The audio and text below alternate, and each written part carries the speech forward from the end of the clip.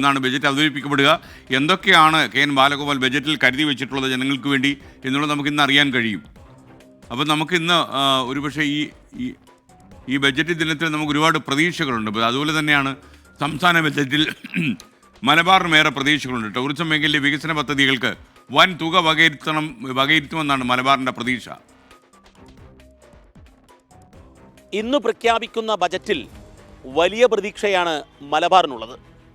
അടിസ്ഥാന സൗകര്യ വികസനത്തിലെ റോഡും പാലവും മുതൽ വൻകിട പദ്ധതികൾ വരെ പ്രതീക്ഷിക്കുന്നു. ടൂറിസത്തിൻ്റെ അനന്ത സാധ്യതകളുള്ള മലബാറിൽ ടൂറിസം മന്ത്രിയുടെ തട്ടകത്തിൽ വലിയ പദ്ധതികൾ വരുമെന്ന പ്രതീക്ഷയിലാണ് മലബാർ. വ്യാപാരികളും ഏറെ പ്രതീക്ഷിക്കുന്നുണ്ട്.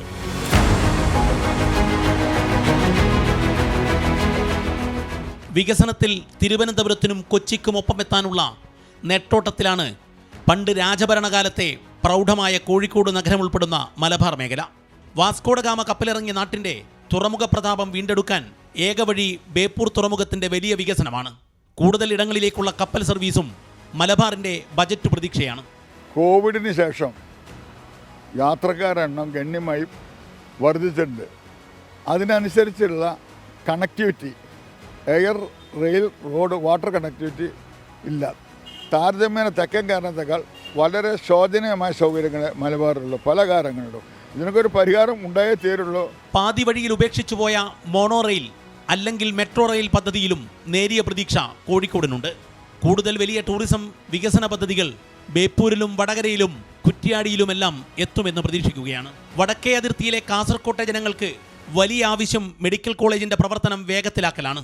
ഒപ്പം എൻഡോസൾഫാൻ പുനരധിവാസം അക്ഷരാർത്ഥത്തിൽ ഉറപ്പാക്കണം. മുഖ്യമന്ത്രിയുടെ സ്വന്തം കണ്ണൂരിന് പ്രതീക്ഷ പതിവിലും വലുതാണ്.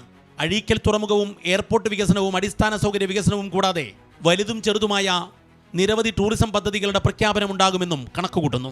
മലപ്പുറം, കോഴിക്കോട്, കണ്ണൂർ, കാസർഗോഡ് ജില്ലകളുടെ പൊതുവായ ആവശ്യമാണ് പ്രവാസി ക്ഷേമ പദ്ധതി. നാടിന്റെ വികസനത്തിന്റെ ഭാഗമായ പ്രവാസികളുടെ പുനരധിവാസത്തിന് പ്രത്യേക പാക്കേജ് വേണമെന്ന ആവശ്യം ശക്തം. ഇത്തവണയെങ്കിലും പ്രവാസികൾക്ക് പ്രതീക്ഷ നൽകുന്ന ഒരു ബജറ്റായിരിക്കട്ടെ എന്ന് ആദ്യം പ്രാർത്ഥിക്കുകയാണ്.